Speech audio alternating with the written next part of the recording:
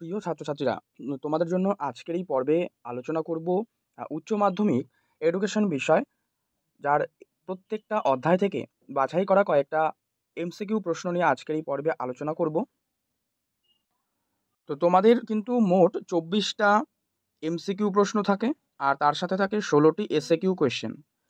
SAQ question যেগুলো তোমাদের 20 থেকে 30টা শব্দের মধ্যে লিখতে হয়, আর এমসিকিউগুলো তো শুধু টিকমার্ক। সেক্ষেত্রে বলে রাখি, এই যে পর্বটি আলোচনা করছি, এখানে প্রত্যেকটা অধ্যায় রয়েছে, তোমরা ভালো করে প্র্যাকটিস করো। আর অবশ্যই এই প্রশ্নের উত্তরগুলো তোমরা কতটা পারছো বা কতটা প্র্যাকটিস আছে তোমাদের, সেটা অবশ্যই কিন্তু কমেন্টে জানাবে। তো এখানে প্রথম অধ্যায় তোমাদের যেটা রয়েছে শিখন। শিখন থেকে প্রথম প্রশ্ন আলোচনা করছি। দেখো, বলা হচ্ছে যে সি বুদ্ধির সংজ্ঞা দিয়েছেন কোন মনোবিদ? সি বুদ্ধির সংজ্ঞা দিয়েছেন মনোবিদ ভার্নান। 2. দ্য নেচার অফ ইন্টেলিজেন্স বইটির রচয়িতাকে? উত্তর থার্স্টন। 3. মনোযোগের একটি বাহ্যিক নির্ধারণ কি? এটা করবে তীব্রতা। পরবর্তী 4 দাগের প্রশ্ন। 4 দাগ রয়েছে বুদ্ধি হলো শেখার ক্ষমতা, এ কথা কে বলেছেন? উত্তর করো বাকিংহাম। থার্স্টনের বহু উপাদান তত্ত্বে এম বলতে কি বোঝায়? এম বলতে বোঝায় স্মৃতি। গ্যাগনে এর শিখনের প্রথম স্তরটি কি? উত্তর সংকেতমূলক শিখন। গ্যাগনে এর শিখনের প্রথম স্তর তো আমরা জানলাম, তার পাশাপাশি এটাও জেনে রাখতে হবে যে শেষ স্তর কোনটি। উত্তর করবে সমস্যা সমাধানের শিখন। 8. মানসিক ক্ষমতা সংক্রান্ত দ্বি উপাদান তত্ত্বের প্রবক্তা হলেন? উত্তর স্পিয়ারম্যান। কেলাসিত বুদ্ধি কথাটির প্রবক্তা হলেন ক্যাটেল। 10 দাগ। মানসিক ক্ষমতা সংক্রান্ত বহু উপাদান তত্ত্বের প্রবর্তক হলেন থার্স্টন। আগ্রহ হলো সুপ্ত মনোযোগ এবং মনোযোগ হলো ক্রিয়াশীল আগ্রহ, এ কথাটি কে বলেছেন? ম্যাকডুগাল। 12 নম্বর কোয়েশ্চেন। শিখনের দ্বিতীয় স্তরটি নাম কি? শিখনের যে দ্বিতীয় স্তর তা হলো ধারণ বা সংরক্ষণ। 13 নম্বর কোয়েশ্চেন। মানসিক ক্ষমতার দলগত উপাদান নামক তত্ত্বের প্রবক্তা কে? থার্স্টন। এর উত্তর করবে থার্স্টন। মনোযোগের পরিসর মাপক যন্ত্রটির নাম কি? উত্তর ট্যাচিস্টোস্কোপ। প্রত্যভিজ্ঞা কথাটির আক্ষরিক অর্থ হলো চিনে নেওয়া। নেক্সট, গ্যাগনে কত ধরনের শিখনের কথা বলেছেন?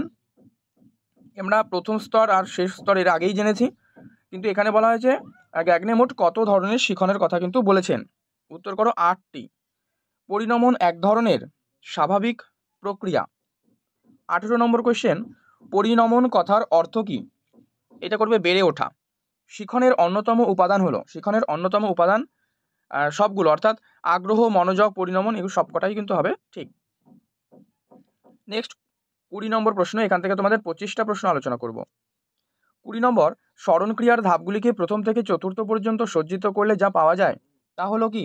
উত্তর সি এরটা করো, যে শিখন, সংরক্ষণ, পুনরুদ্রেক আর প্রত্যাভিজ্ঞা। 21 নম্বর কোয়েশ্চেন। পুনরুদ্রেক কথাটির অর্থ কি? এটা করো মনে করা। শিখন হলো অভ্যাস, মনোভাব গঠন ও জ্ঞান অর্জনের প্রক্রিয়া, এই মতটি কে প্রকাশ করেছেন? উত্তর ক্রো এবং ক্রো। 23. বিশেষ মানসিক ক্ষমতা প্রশিক্ষণযোগ্য। ক্ষণস্থায়ী স্মৃতি স্থায়ী হয় মাত্র 20 সেকেন্ড। থার্স্টনের মানসিক ক্ষমতার তত্ত্বে সংখ্যাগত সমস্যা সমাধানের যে ক্ষমতা প্রকাশ করা হয় তা কি দ্বারা? উত্তর করবে এন দ্বারা। এবারে তোমাদের দ্বিতীয় অধ্যায় রয়েছে শিখন কৌশল। এখান থেকে তোমাদের 10-12টি কোয়েশ্চেন আলোচনা করে দিচ্ছি। দেখো, অপারেন্ট অনুবর্তনের প্রবক্তা কে? উত্তর স্কিনার। অন্তর্দৃষ্টিমূলক শিখন হলো সক্রিয় অনুবর্তন। প্রাচীন অনুবর্তন, এটা করো স্টাইপ। অ্যানিম্যাল ইন্টেলিজেন্স বইটির রচয়িতাকে? থর্নডাইক। প্রোগ্রাম শিখন হলো ড্যাশের প্রবর্তিত শিখন তত্ত্বের ব্যবহারিক প্রয়োগ। উত্তর স্কিনার। সংযোজনবাদ তত্ত্বের প্রবক্তাকে? এটা করো থর্নডাইক। 7 নম্বর কোয়েশ্চেন। সক্রিয় অনুবর্তনের জনককে? সক্রিয় অনুবর্তনের জনক স্কিনার। থর্নডাইকের মতে গৌণ সূত্র হলো 5টি। শিখন সংক্রান্ত গবেষণার ক্ষেত্রে পাজেল বক্স ব্যবহার করেছেন। পাজেল বক্স কে ব্যবহার করেছেন? এটা করবে তোমরা পাজেল বক্স করেছেন থর্নডাইক। অন্তর্দৃষ্টির মাধ্যমে শিখনের অপর নাম হলো কি? গেস্টাল তত্ত্ব। স্কিনারের সক্রিয় অনুবর্তনের মূল ভিত্তি কি? শক্তিদায়ক সত্তা হিসাবে পুরস্কার বা শাস্তির অস্তিত্ব। 12. সুলতান নামক শিম্পাঞ্জির উপর কে পরীক্ষা চালান? কোহলার। থর্নডাইক কটি মুখ্য সূত্রের কথা বলেছেন? এটা করো 3টি। অপারেন্ট অনুবর্তনের মূল ভিত্তি হলো কি? অপারেন্ট অনুবর্তনের মূল ভিত্তি হলো প্রাণীর সক্রিয়তা। এরপর তোমাদের তৃতীয় অধ্যায় যেটি রয়েছে শিক্ষামূলক রাশিবিজ্ঞান। এখান থেকেও দেখো প্রশ্ন 40 থেকে 45 শ্রেণীর নিম্ন ও উচ্চ সীমা। এটা তোমরা করো অপশন বি, মানে 39.5 থেকে 45.5, মানে সর্বনিম্ন যেটা থাকবে তার থেকে হাফ কম আর সর্বোচ্চ থেকে হাফ বেশি। কোনটি কেন্দ্রীয় প্রবণতার পরিমাপ নয়? এটা করো পরিসংখ্যা বহুভুজ। 3 হিস্টোগ্রাম, যেটা হচ্ছে আয়তলেখ। আঁকার সময় পরিসংখ্যাগুলি এফ স্থাপন করা হয়, মানে পরিসংখ্যাগুলো স্থাপন করা হয় কিসে? এটা করো শ্রেণী ব্যবধানের নিম্ন সীমায়। এরপরে একটা কতগুলো স্কোর দেওয়ার আছে যার মোড বা সংখ্যা গুরুমান জানতে চাইছে। এটা করো 6। 5-এরও স্কোরগুলোর মধ্যম মান জানতে চাইছে, তোমরা এটা করো বি অর্থাৎ 14। 6 কেন্দ্রীয় প্রবণতার বিভিন্ন পরিমাপের মধ্যে সবথেকে বেশি নির্ভরযোগ্য পরিমাপ হলো? 6 করবে গড়। হিস্টোগ্রামকে অন্য কোন নামে অভিহিত করা হয়? এটা করো আয়তলেখ।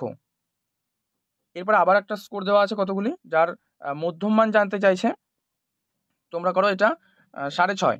সারির সর্বোচ্চ ও সর্বনিম্ন স্কোরের মধ্যে যে পার্থক্য তাকে কি বলা হয়? তাকে বলা হয় প্রসার। পরিবর্তনশীল রাশিকে কি বলে? পরিবর্তনশীল রাশিকে কিন্তু বলা হয় চল। পরিসংখ্যা বহুভুজ অঙ্কনে ছক কাগজের এক্স অক্ষে বসানো হয় কি? উত্তর শ্রেণীর মধ্যবিন্দু।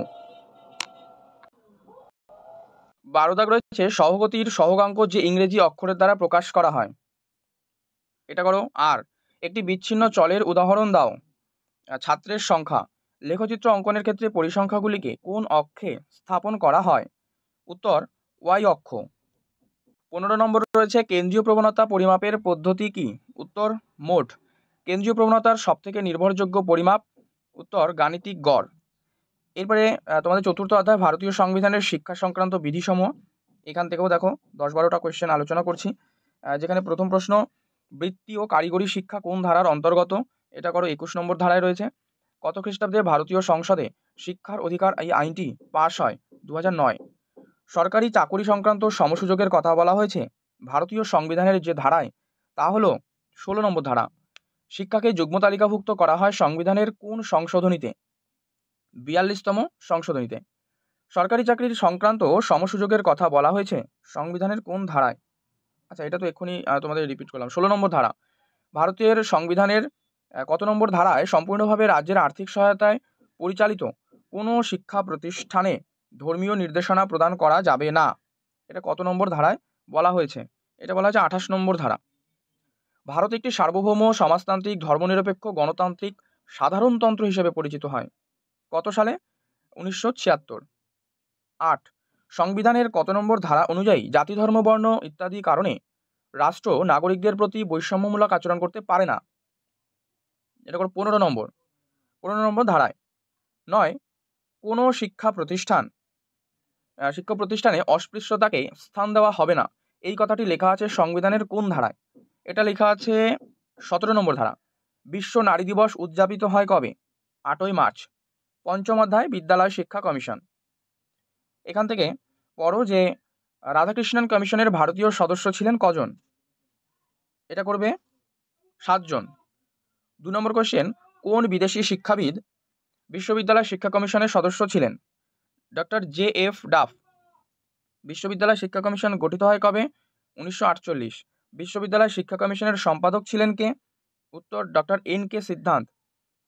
5 বিশ্ববিদ্যালয় শিক্ষা কমিশন মাধ্যমিক শিক্ষাস্তর থেকে বিশ্ববিদ্যালয় শিক্ষাস্তর পর্যন্ত ভাষা শিক্ষাদানের জন্য কি সুপারিশ করেন? উত্তর ত্রিভাষা সূত্র সুপারিশ করেন। 6 বিশ্ববিদ্যালয় কমিশনের সদস্য সংখ্যা কতজন? উত্তর 10 জন। বিশ্ববিদ্যালয় শিক্ষা কমিশন কত খ্রিস্টাব্দে তাদের প্রতিবেদন সরকারের কাছে পেশ করেন? উত্তর 1949 খ্রিস্টাব্দে। 8 নম্বর, প্রতিটি বিশ্ববিদ্যালয়ের শিক্ষার্থীর সংখ্যা হবে কত? 1500 জন, 1500 জন। 9 বিশ্ববিদ্যালয় কমিশনের মতে মাধ্যমিক বিদ্যালয়গুলি হবে কি? এটা হবে আবাসিক। 10 স্বাধীন ভারতের প্রথম শিক্ষা কমিশনের বিদেশি সদস্যের সংখ্যা কত ছিল? 3 জন। গ্রামীণ কলেজে আদর্শ ছাত্র সংখ্যা কত হবে? 300 জন। বিশ্ববিদ্যালয় কমিশনের সভাপতি ছিলেন এটা করো রাধাকৃষ্ণান। 13 গণতান্ত্রিক সমাজ দর্শনের মূল ভিত্তি হলো। উত্তর করো সামাজিক ন্যায় বিচার, স্বাধীনতা, সম অধিকার ও সৌভ্রাতৃত্ব। 14 নম্বর কোশ্চেন, রাধাকৃষ্ণান কমিশনের রিপোর্টে সাধারণভাবে বিশ্ববিদ্যালয়ের শিক্ষকদের অবসর গ্রহণের যে বয়স তা কত বছর সুপারিশ করা হয়েছে? এটা করো 60 বছর। রাধাকৃষ্ণান কমিশনের গ্রামীণ শিক্ষা পরিকল্পনায় শিক্ষার কতগুলো স্তরের উল্লেখ রয়েছে? এটা হবে 4টি।